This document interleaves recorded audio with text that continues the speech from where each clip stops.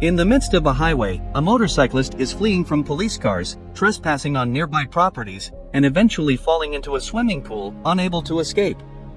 The young man's name is Sean, who is soon arrested. Later, Hank, a former Navy sailor and Sean's stepfather, arrives to investigate the incident, discovering that the boy had hacked into a satellite station. Fortunately, Hank has respect among the police officers and takes the boy back home. Upon arriving home, his mother, Liz, is upset with her son, who doesn't feel like talking much and appears unhappy with his new life in another city. Sean goes to his room and has a letter in his hands containing a mysterious message that only he can decipher. In the morning, Hank talks to Sean, who is trying to decipher the message. Hank approaches and, upon looking at it, says it appears to be Morse code, but he can help if Sean tells him where it came from. Sean explains that one night, on a radio frequency, he heard those words repeated several times, which is why he hacked the satellite to try to locate the source of the signal. Hank assists him and speaks the first words, which say, "The island is real," leaving them surprised. Excited, Sean quickly grabs a book and shows the topic related to the message, where many fans of this tale searched for that island. They discover more, a name and a date, so Sean retrieves another book from his belongings called Treasure Island, but they find one more book, Gulliver's Travels. They have 3 books by different authors that talk about the same subject. The books contain maps, each different from the other, but Hank, thinking of something, tears them apart and combines the 3, revealing that they form a single map. Hank deciphers the coordinates, showing that the island is located in the middle of the South Pacific. Happy with the discovery, Sean starts organizing some things for his journey. However, Hank tells him that he's not going because the message was just from another fan obsessed with that tale. The next day, Hank goes to Sean and shows him their passports, leaving his stepson surprised. They arrive at the first destination of their trip, and Sean goes to find a boat to rent, but the first man refuses the offer because the place they want to go is dangerous. Nearby, another man named Gabato overhears the offer and excitedly approaches them, accepting immediately to take them. Gabato takes them to a spot where there is a beautiful boat, but their means of transportation is a helicopter in terrible condition. The two are not enthusiastic about going, but when Sean sees Kailani, Gabato's daughter, he quickly changes his mind, and they embark on the journey together. However, after talking to her father, Kailani, knowing the dangers of the place, raises the price, and with no other choice, Hank agrees. Later, far from the coast, they approach a massive storm. Kailani wants to steer clear of the storm, but Sean insists that the island is within the danger, so Hank decides to proceed. As they cross the storm's edge, they encounter enormous hurricanes that start sucking them in. Seeing this, Sean says that according to the book, they need to let themselves be taken to the island. Hank and the others change their minds, and Gabato tries to escape from there but quickly realizes that the controls are broken. The helicopter starts to disintegrate and they are sucked into the hurricane, then thrown into the water, and everyone loses consciousness. Later, Hank wakes up Sean, and they find themselves on the edge of a beach, confirming what the books had said. They regroup and observe their surroundings. Sean discovers an exit from the beach, a dark tunnel that leads them to another side. Upon emerging, the group sees an incredibly beautiful landscape, a new and unknown world. With mountains, waterfalls, and a volcano in the middle of the vast island. They discover that small animals become large, and large ones become small in this place. Sean spots smoke in the distance, so they decide to go there, thinking it might be his grandfather. Along the way, they pass by several stones, but Hank accidentally breaks one when he steps on it, revealing that they are actually eggs and not rocks. They become frightened as they realize the owner of the eggs is nearby, spotting a giant lizard up ahead. The group starts walking slowly, but Gabato accidentally steps on a fragile egg and falls into it. After rescuing Gabato, the lizard wakes up and spots them. The group starts running into the forest to escape the creature's fury. Sean, seeing Kailani in danger, attracts the lizard's attention, and it starts chasing him. The adventurer Sean narrowly escapes the lizard's jaws with his quick movements and flees with the others. However, they don't get far as the creature has an excellent sense of smell and quickly surrounds them. Hank, wanting to protect the group, tries to use what he calls the thunder punch on the lizard, but it only serves to make it angrier. Just as they are about to be devoured, they hear a noise. Large logs hit the lizard, knocking it unconscious. Sean soon discovers that it is his grandfather, Alexander, and they happily reunite. Alexander takes them to a safe place, his treehouse, which he built using parts of the old boat that brought him to the island. Hank asks about the radio that Alexander had made, but he explains that it is only useful when the satellite passes over their exact location, which will happen in 2 weeks. They become concerned. On the other hand, Sean is excited about the mysterious place, and Alexander tells them to wait until dawn to show them more of the island. The next day, the group follows a trail, and Sean tries to flirt with Kalani, but she shows no interest in him and playfully tricks him. Seeing this, Hank approaches Sean and gives him advice on how to approach a woman. He tells him to go against his instincts and do the opposite of what they expect. He also advises showing interest in her feelings and, finally, performing the absurd peck dance. Gabato joins in this wacky lesson, but Sean finds it all nonsense. Alexander takes them to see an ancient structure in the middle of the island, but no one is there. The group discovers that it is the lost city of Atlantis.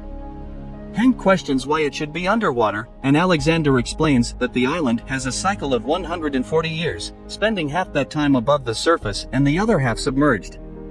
While Alexander talks with Sean, Hank analyzes a puddle of water and discovers it is salty, indicating that the island has started to sink. They have at most 3 days before everything sinks. Sean recalls from the books that there is a hidden submarine on the island, which could save them. The only clue they have is to find Captain Nemo's diary, as the tales mention that he had made it to the island in 1870. However, the passage to the cave where the diary was placed is small, so Kalani volunteers to retrieve it. She ventures in and finds a throne with Captain Nemo's bones on it. Kalani locates the diary and grabs it, but suddenly the island begins to tremble, and the cave collapses. She manages to quickly escape before everything caves in on her. Later, they analyze the diary and discover the location they are looking for. However, Alexander warns them that the adventure will expose them to dangerous and horrifying things. The group sets off for the other side of the island, passing through beautiful and ominous places. As they cross a stream, they notice the volcano erupting, causing the entire island to shake, so they must hurry. Kalani notices something falling from the sky, something resembling volcanic ashes, but Alexander reveals that it's pure gold. Sean gets excited and wants to go check it out and collect some, but Hank doesn't want him to do so. Gabato becomes disheartened because having all that gold would be amazing. Moments later, while studying the map, Hank realizes they are below where they should be. Alexander instructs them to wait, and he returns with a giant bee, telling them to do the same. Gabato is scared and asks Hank for a ride, as he doesn't want to ride the bees. With no other choice, the group continues their journey by flying on the bees. Shortly after, Gabato is hit by bird droppings, realizing it's a large bird. The group maneuvers through the trees in the forest and discovers another bird. Hank comes up with a plan and lures one bird in the opposite direction, causing them to collide. They narrowly escape, but Sean and Kalani are almost eaten by another bird. Kalani falls off the bee, but Sean quickly flies and saves her before she hits the ground. He leaves her with the others and attracts the bird towards a spider web, which works, but he crashes into a branch and falls off the bee. The others approach him and realize Sean has injured his ankle. They proceed to a safe location as night approaches, and Alexander, with Hank's assistance, resets Sean's ankle. Then, Hank sings a song that his father left for him before disappearing when he was a child, which makes Alexander melancholic. While fetching water from a nearby river, Gabato talks to his daughter, who is upset because they can't afford to pay for her college education. However, her father reassures her that he will find a way to provide her with a bright future. At dawn, the group wakes up and realizes that the water level is rising faster than expected, and to make matters worse, Gabato is missing. Kalani quickly figures out where her father went, to the Golden Mountain. Sean can't go with her, so Alexander volunteers to accompany Kalani. Before parting ways, Hank takes a photo of the map, and he and Sean head to Poseidon's cliffs to find the submarine. Meanwhile, Gabato falls near a large gold nugget on his way to the volcano, leaving him overjoyed. Hank and Sean reach the cliff, but there is nothing in the water. Hank looks around and finds a staircase leading below the cliff. Unfortunately, the sea level has risen, and what they are looking for is submerged. Back with Gabato, he digs into the ground and discovers that the nugget is enormous and impossible to take with him. His daughter arrives and asks him to stop, saying they don't need the gold because they have each other, which is the greatest wealth. Giving up on the gold, Gabato returns with her to meet Sean and Hank. After preparing themselves, they jump into the water together. Moments later, they find their salvation, the submarine.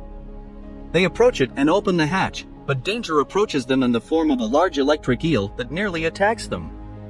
However, they manage to enter the submarine and activate the water drainage system to breathe again. They head to the cockpit and successfully start the submarine, but the battery power is insufficient and the engines shut off. Meanwhile, Kalani, her father, and Alexander get lost in the middle of the forest, and their compass isn't working. Thankfully, Alexander's knowledge of animals leads him to explain that spiders always weave their webs to the south. Spotting a web nearby, they discover the direction they should go. Back with Hank and Sean, they rig a makeshift harpoon to strike the electric eel and transfer its energy to the batteries. Meanwhile, the others reach the rendezvous point, but their transportation hasn't arrived yet. The danger escalates as everything begins to crumble due to the increasing eruptions of the massive volcano and the sea engulfing everything. Below the water's surface, we see Hank wearing a diving suit as he lures the electric eel toward him. The creature notices them and prepares to attack, but Hank manages to strike it in the mouth, transferring its electricity. Outside the water, the others await their imminent death as the island is completely destroyed. They are thrown into the sea, but luckily the submarine, guided by Sean and Hank, picks them up and keeps them safe. However, the danger is not over yet, as large rocks start falling into the water, and they must maneuver to avoid them. The path is closing in, but Hank devises a plan and puts Gabato at the submarine's controls. He goes to the weapons compartment, retrieves a heavy missile, aims it, and Sean pushes the button, destroying the massive rock in their path. The group escapes successfully and finds a safe spot. They are relieved to be alive, and Kalani thanks Sean for everything, leaning in for a kiss, marking the start of their romance. They continue sailing through the beautiful Pacific Ocean. 6 months pass, and we see Kalani visiting Sean's house, while her father, Captain Gabato, calls to check on how things are going. He has found success in his new ventures using the submarine. Kalani reunites with Sean's family on his birthday. Shortly after, Alexander appears, presenting them with a new surprise. The movie ends with Alexander giving Sean a book, signifying another journey, this time to the moon.